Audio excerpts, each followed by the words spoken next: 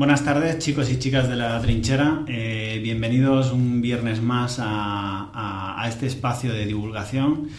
Hoy tenemos una temática súper interesante, la cruda realidad de emprender. Y bueno, para tratar este tema nos hemos traído a un pata negra que lleva muchos años remando y trabajando para construir una empresa de éxito y que finalmente lo ha conseguido. Iván Borràs, bienvenido Iván, ¿qué tal? ¿Cómo estás? Muchas gracias por invitarme. Gracias a ti por venir. Iván, preséntate un poco. A ver, presentarme. Primero de todo decir que soy un tío de pueblo, siempre me gusta decirlo. Y después mi carrera iba encaminada hacia el mundo de las bellas artes, de las artes. Creo que era el camino correcto, pero la aparición de Internet me desvió hacia el lado oscuro y empecé a trabajar montando páginas web, desarrollando aplicaciones multimedia, hasta que descubrí que tenía un techo de cristal y busqué la manera de romperlo junto con unos amigos que eran fotógrafos, hacían fotografías panorámicas, y montamos como proyecto artístico una plataforma de panorámicas de 360 grados que fue una de las más importantes en su momento, pero nosotros no estábamos preparados para montarlo y no nos aprovechamos de ese momento de esplendor. Pero eso me dio paso a descubrir todo un mundo de emprendedores que me permitió hacer muy buenos contactos y amistades, que fueron lo que desembocó en lo que es hoy en día mi empresa. Mi socio lo conocí ahí y nos permitió tener los contactos para arrancar un proyecto que ahora va a cumplir el día 11 de septiembre, justamente 10 años. El proyecto es 6 Layer, ¿no? Del cual tienes el rol de CPO, sí, director de producto, pero que además vienes de programar, o sea, de un background de estar sí, programando y ayudando a construir producto. Realmente en mi experiencia, yo me fui formando, yo creo que esto es una cosa chula que la gente le cuesta a veces ver, de haber tenido una formación artística, y es que en Bellas Artes realmente aprendes a construir historias, a crear realidades que no existen, a imaginar más allá. Y programar tiene una vertiente que es exactamente eso. Tú tienes que construir un discurso, y ese discurso tiene que ser autocoherente para que funcione bien. El código es un lenguaje. De hecho, mirad los modelos de Large Language Model que no distinguen prácticamente entre lo que es lenguaje humano, idiomas humanos y lenguaje máquina. Tú te estás preguntando sobre un lenguaje, sobre esto cómo lo harías en Python, y te empieza a hablar y te pone el código y demás, y es extraordinario. Pues para mí era trivial, era lo mismo prácticamente. Y me fue muy cómodo entrar en el mundo de la programación, y eso me dio pie también el tema de construir discurso narrativo, a planificar cómo tiene que funcionar una interface de usuario, a entender al usuario que hay detrás, a un poco a teatralizar lo que estaba construyendo. Yo creo que eso ha sido la parte que ha aportado, el granito que ha aportado en la empresa, el poder definir, prototipar, diseñar y construir el código que era necesario para dar vida al monstruo que es ahora 6 Layer, con más de 400.000 líneas de código, creo que gestionamos unos 11 millones o 11 millones y medio de ítems, de productos diariamente. Es una barbaridad. Iván, la primera pregunta, yo antes de llegar a hablar un poco del punto en el que estáis vosotros con la empresa, a mí sí que me gustaría que nos explicaras cómo empezaste tú en tu mundo del emprendimiento, del emprendedurismo, sí, del empresariado y tal.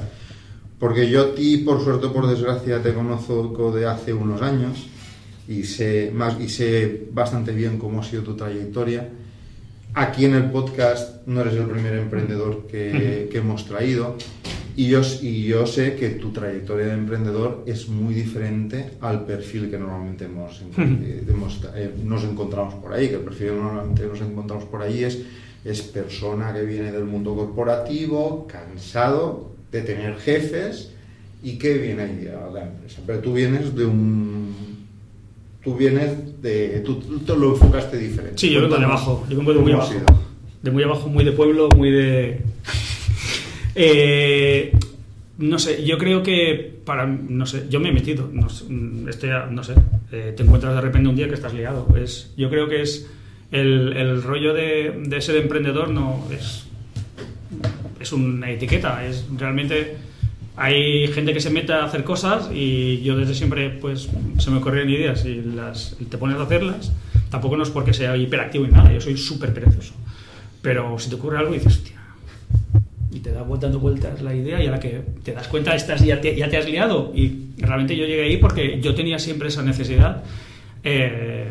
Cuando estaba haciendo trabajos como autónomo, páginas web y demás, yo me daba cuenta que había un límite en el que no podía explorar más allá, construir un producto hasta el final.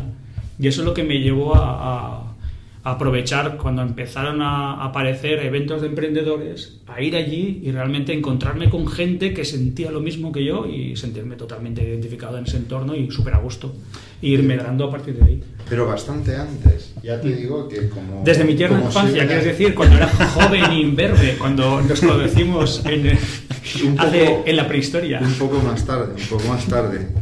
Si nos situamos a finales de los 90, ¿cómo es eso de convencer a 3 compañeros de la facultad, 3 compañeros que como tú estaban estudiando Bellas Artes, y ya directamente sin esperaros a terminar la carrera, ya montar la primera empresa?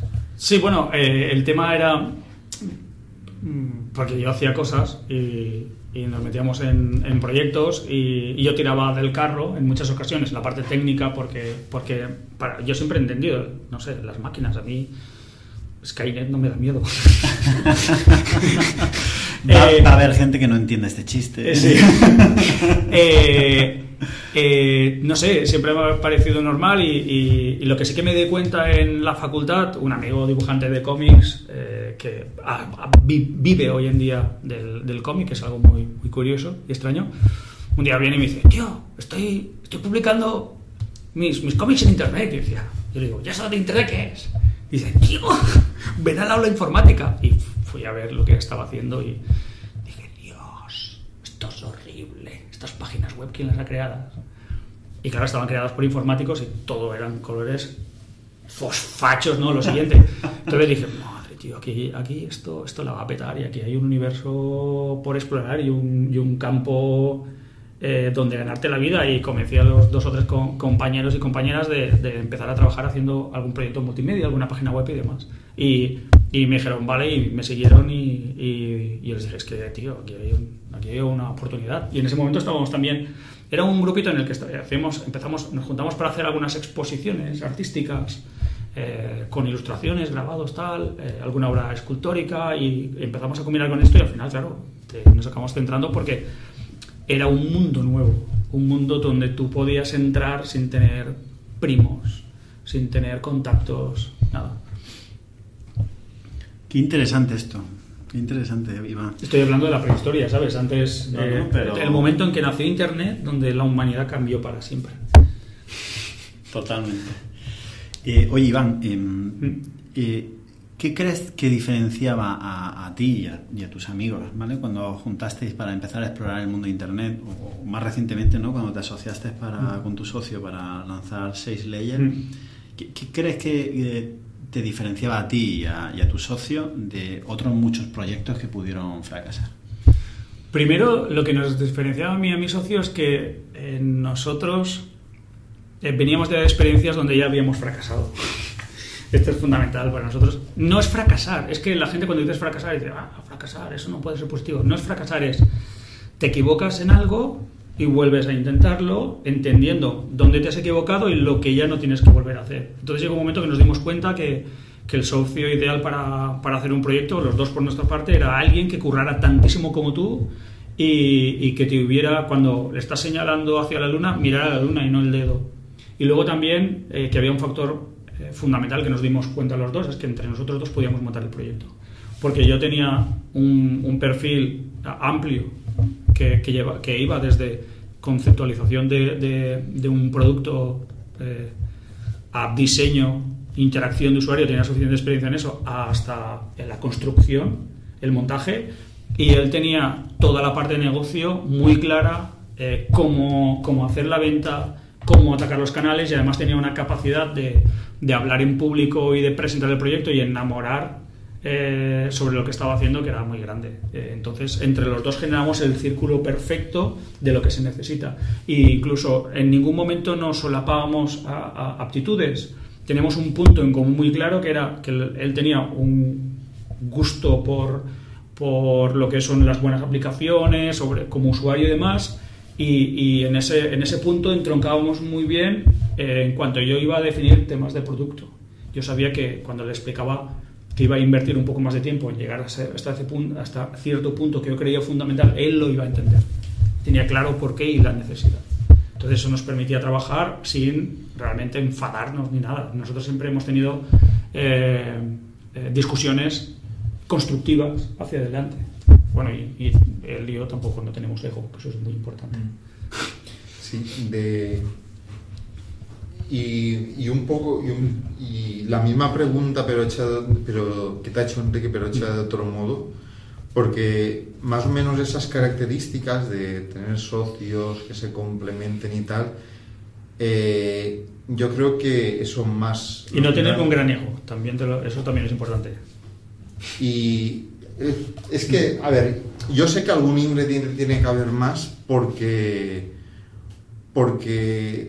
de las startups que se van formando, la mayoría no sobreviven en el primer año. Ya no contamos startups que lleguen a 3 años y mucho menos startups que se salgan de la fase de startup y lleguen a ser una empresa que vive de sus propios ingresos y una empresa que está en una dinámica de crecer. Entonces, ¿qué errores ves que comete la gente por ahí que hace que se caigan a mitad del camino? Pues mira, yo he visto y he sufrido, y mis socios, cosas que hemos sufrido directamente, por ejemplo, que dentro del equipo de los fundadores no haya la misma percepción de inversión de trabajo. Es decir, para que algo funcione tienes que invertir todas tus horas posibles. Tienes que aportar todo lo que puedes de ti. Si hay alguien que no lo hace, eso genera tensión en el resto de las personas, sean 1, 2, 3. Y cuantas más personas sean fundadoras, más problemas hay. Muchas veces las startups nacen con varios cofundadores porque realmente, como tampoco puedes pagarle sueldos a la gente, ofreces participaciones, pero luego tienes que convivir con eso. Si tú no eres capaz de cohesionar a todo el equipo, si no hay alguien que cohesione o si no hay esa masa crítica, la probabilidad de que se vaya todo al traste es muy grande, porque es muy difícil que no haya alguien díscolo que te joda al resto. Luego también te puede pasar que hay mucha voluntad de trabajo, pero hay un grupito que tiene una intencionalidad propia por cuestiones de ego que frustran a otra persona. Hay historias así. Eso es básico, que es casi el 80% de razones de mortalidad de startups. Yo he visto incluso startups que tenían 2 CEOs, porque los dos tenían demasiado ego como para no darle a uno la toma de decisiones a primer nivel, otro a otro nivel, y ese problema no lo he tenido nunca. Y luego ya temas de estrategia, de no saber quién es tu cliente realmente. Eso a veces parece una tontería, pero es un problema muy grave.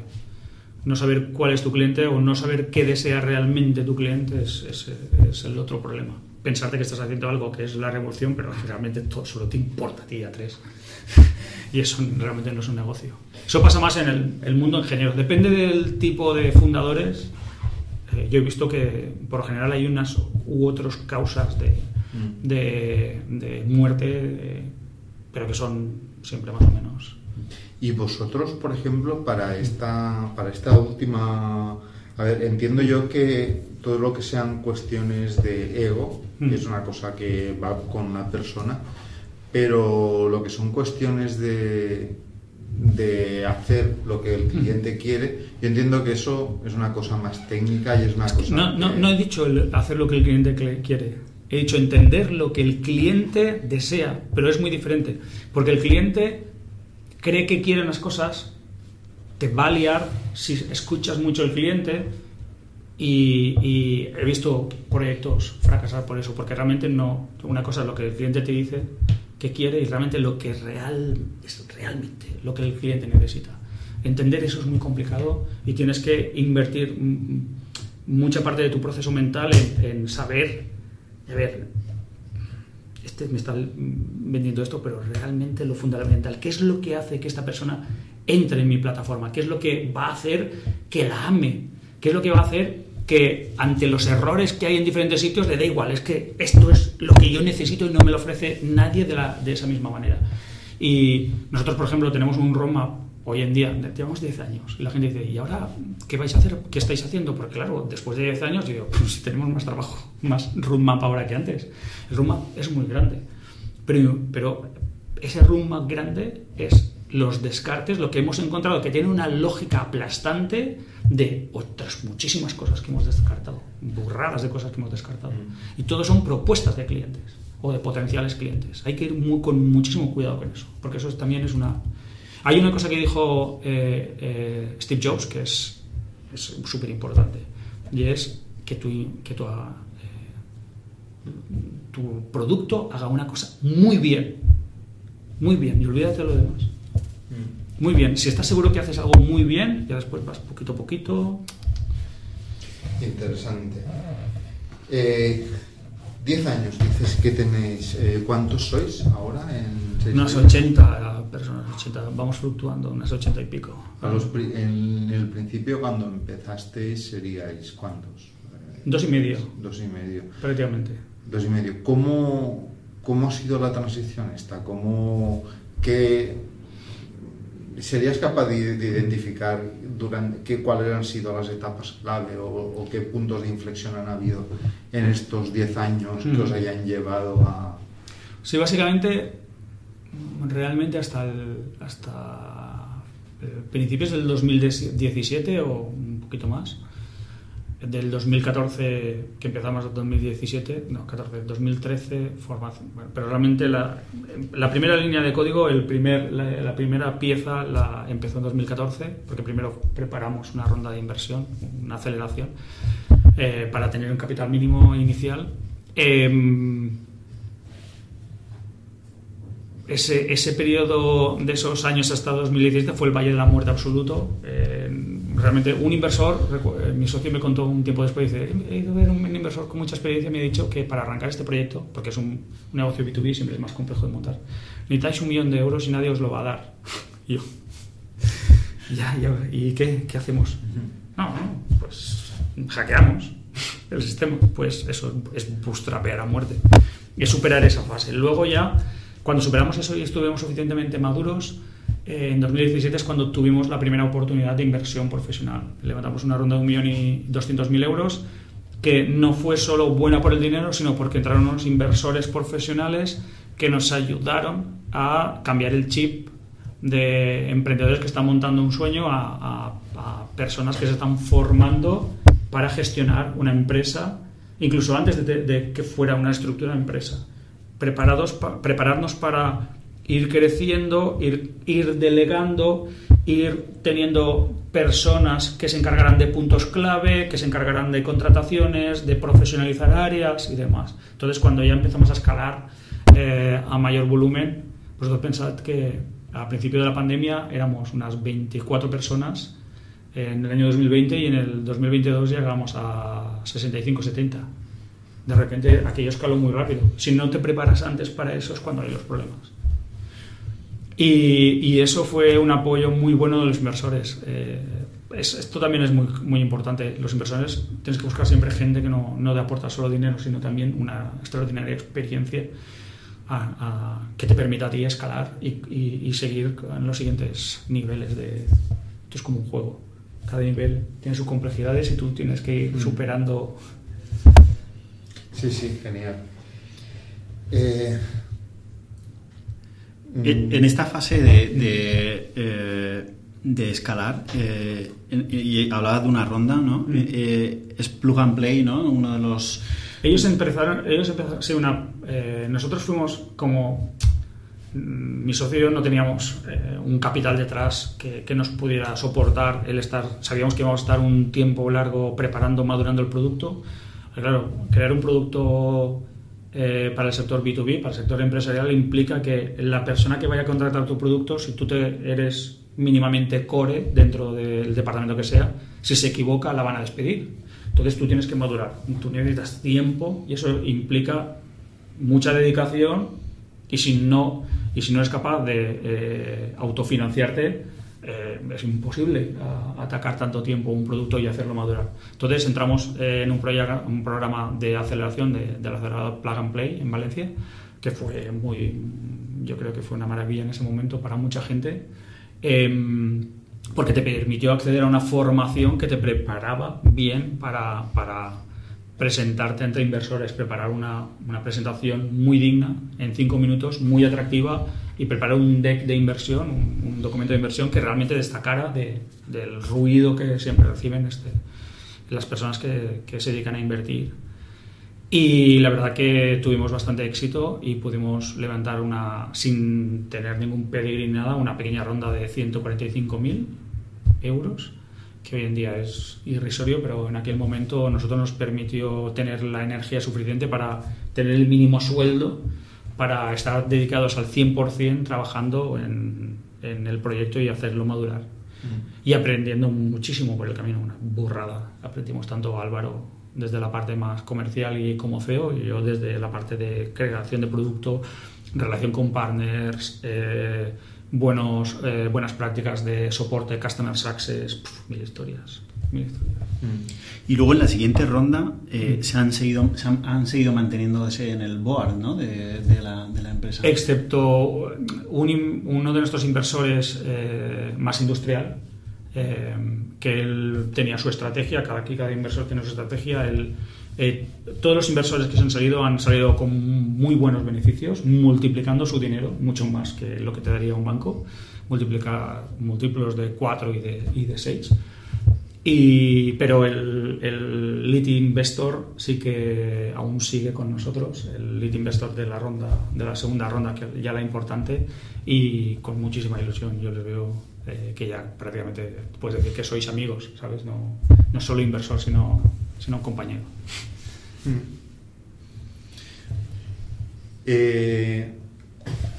Cuando hablabas de cómo repartías el trabajo, tú al final eras el que construyó el producto, o al menos las primeras versiones.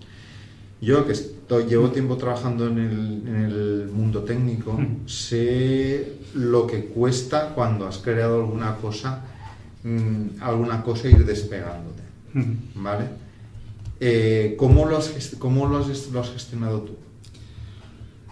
Es muy duro.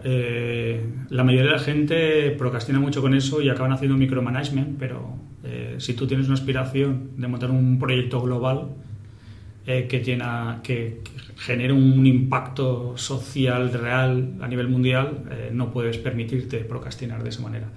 Y la verdad es que cuesta. Tú tienes que ponerte en la cabeza que a partir de ahora tú tienes que ofrecer todo el contexto posible a la gente, que tienes que explicar las cosas, que a veces te tienes que morder la lengua, que a veces tienes que abrir la mente, porque que tú generas unos procesos internos no quiere decir que fueran los mejores. Tienes que estar abierto al cambio y al mismo tiempo entendiendo que abierto al cambio no significa que tengas que aceptarlo todo, porque si tú has llegado hasta ahí es porque tienes una capacidad de ver ciertas cosas que el resto de la gente no tiene. Entonces tú tienes que saber imponer en el punto cuando toca. Es como tener una especie de director de orquesta, pero que al mismo tiempo tiene grupos de músicos que tienes que dejarles ejecutar la partitura, que tienes que dejarles construir esos ritmos musicales, porque ellas y ellos son gente que sabe tocar muy bien sus instrumentos, pero tú tienes que tener esa visión, no la puedes perder la visión global. Es muy difícil, es súper difícil. Siempre es muy difícil. Ahora mismo es muy difícil, en el pasado fue muy difícil y en el futuro creo que será muy difícil. Pero tienes que superarte a ti mismo y alguna noche no puedes dormir del todo bien, pero tienes que estar pensando, reflexionando, y por la mañana Tienes que tener claras las ideas para construir con tu equipo. Y eso es algo muy importante, es pensar que tú no tienes enemigos a tu alrededor, tienes un equipo y estáis luchando en una liga y tenéis que salir a ganar y tenéis que montar una estrategia, y eso es un trabajo de equipo y de conjunto. Iván, ¿es fácil o difícil encontrar buen talento hoy en día? Es como todo, depende. Hay puntos en donde no necesitas tanto talento y puntos en donde necesitas talento. No lo sé. También es difícil muchas veces saber si alguien tiene el talento que necesitas o no, porque no es una cuestión de talento, es una cuestión del talento que tú necesitas. Y saber si le estás dando a la persona la oportunidad que se merece o no. Y para eso tienes que ser capaz de ilusionar a la gente, porque el talento verdadero que tú necesitas llega con la ilusión. Y es difícil muchas veces estar tú suficientemente bien para dar toda esa ilusión a la gente. Y es un esfuerzo que tienes que hacer. No lo hago siempre bien, pero lo intento. Y de ahí es cuando te llevas sorpresas chulas. Ya te digo, tampoco todo el mundo necesitas un súper talento, pero sí cierta garantía de que ejecutan guay, y ya te digo yo que tienes buenas sorpresas.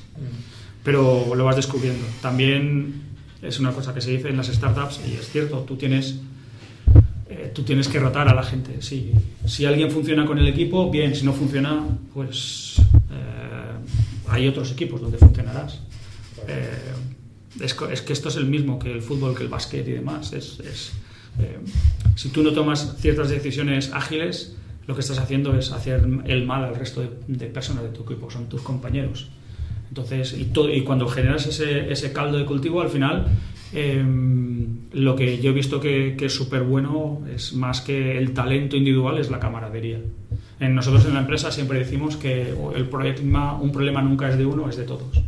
Y eso sí que hace emerger un talento que es la combinación de todo el mundo, y eso está súper bien. Y ya te vas encontrando con gente muy guay por el camino.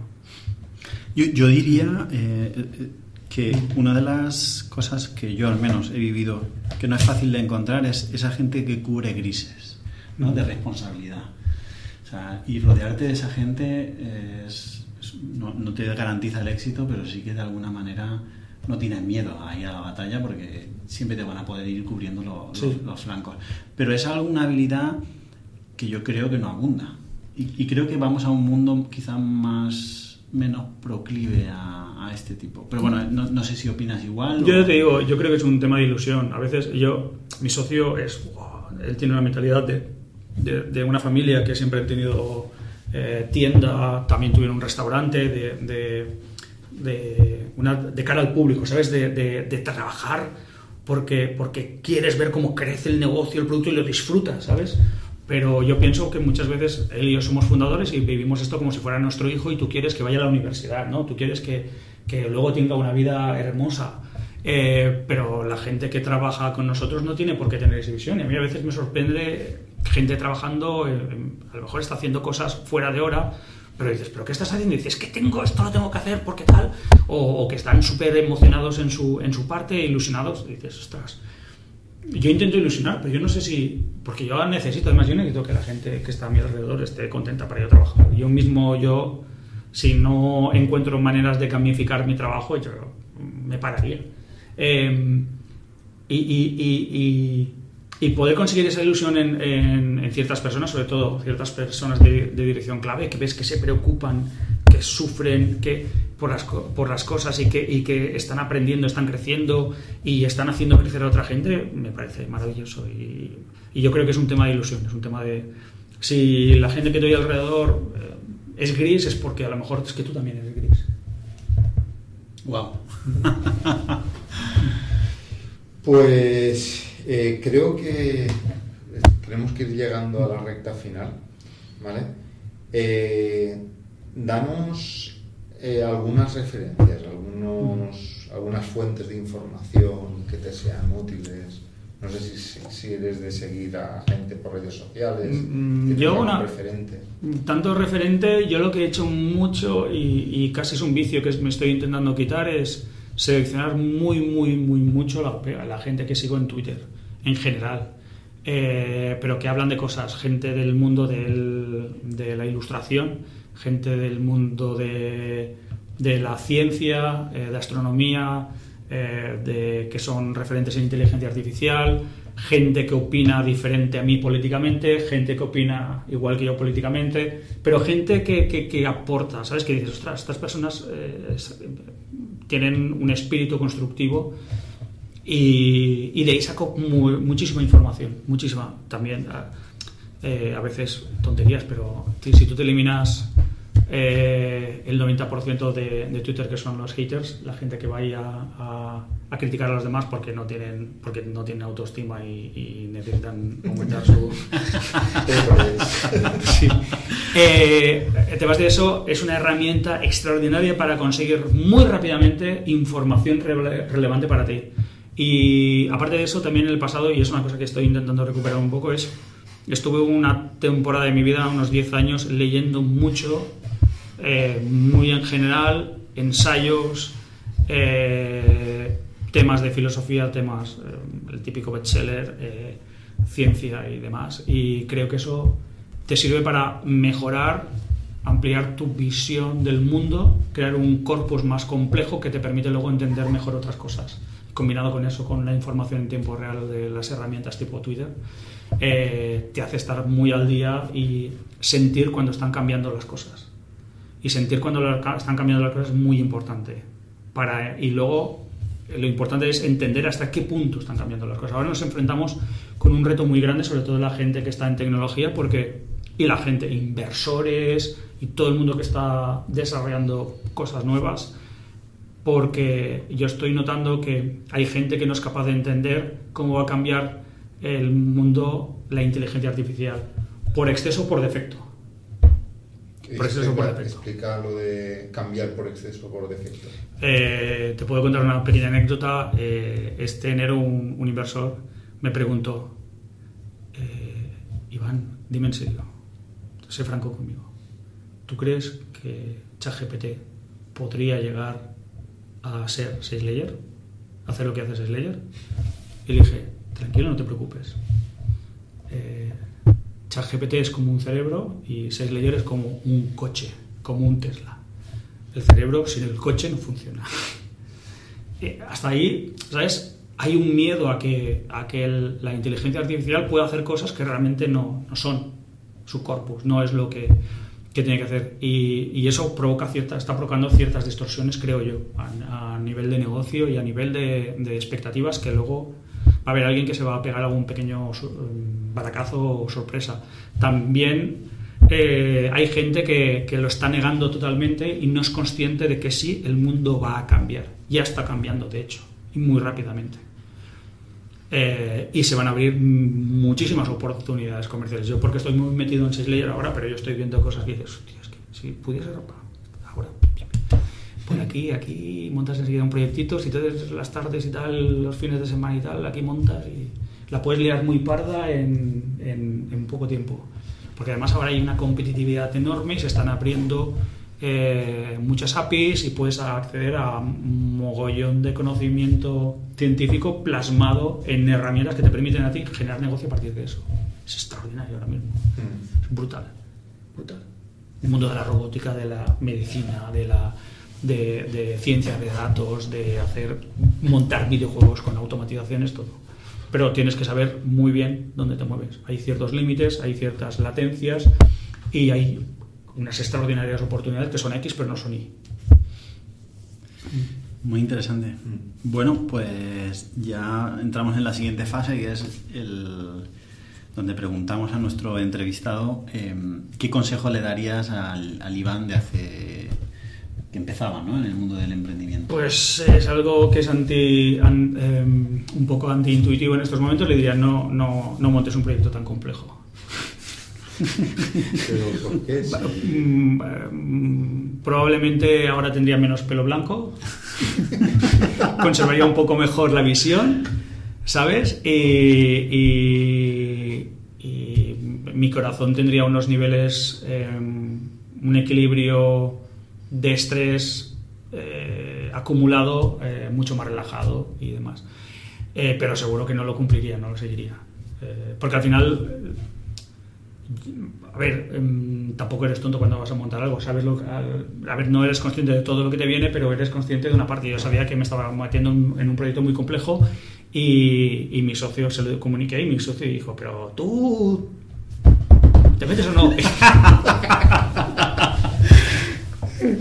Sí, y es un sentir complejo. De hecho, ahora he seguido, últimamente se ha puesto muy de moda hablar de los proyectos tecnológicos livianos, es decir, que tienen menos de 50 trabajadores. Hay gente que ha pasado por experiencias de crecer empresas muy grandes y sabe todas las complejidades que hay a nivel de management, a nivel de no poder dormir por las noches a veces porque has tomado una decisión que es muy compleja y a lo mejor puede suponer que tu empresa a lo mejor sufra mucho y tengas que hacer sufrir a gente y se pasa duro. Y también el proyecto es muy complejo. Ahora, por ejemplo, el solopreneur se ha puesto un poco de moda porque, claro, es una de las cosas que permiten las IAs. Poder optimizar tanto el desarrollo de una startup que pueda ser tú y alguien más y no necesites mucho más porque hay cosas que puedes delegar en inteligencia y no tanto en personas que dices, ostras, van a haber muchos puestos de trabajo por lo que estás contando. No, es que mucha gente que antes no podía acceder a montar proyectos de este tipo podrá hacerlo y podrá montar proyectos que antes eran impensables y podrá ser más libre de decidir cómo tiene que ser su vida, pero una enorme cantidad de personas que ahora mismo no se lo plantean. Básicamente es un cambio de chip en este sentido. Realmente hay 1000 oportunidades donde no tienes que como a lo mejor meterte a complejidades. Pero bueno, al final estamos aquí porque la cabra tira al monte. La verdad es que sí. Bueno, pues vamos a cerrar ya el episodio de hoy. Muchas gracias, Iván, por tu generosidad, por tu tiempo, por la honestidad con la que nos has contado y la transparencia con la que has contado tu vivencia. Y muchas gracias a todos los que habéis llegado hasta aquí, nos habéis escuchado y os emplazamos a otro viernes interesante en La Trinchera. Adiós. Hasta luego. Hasta luego.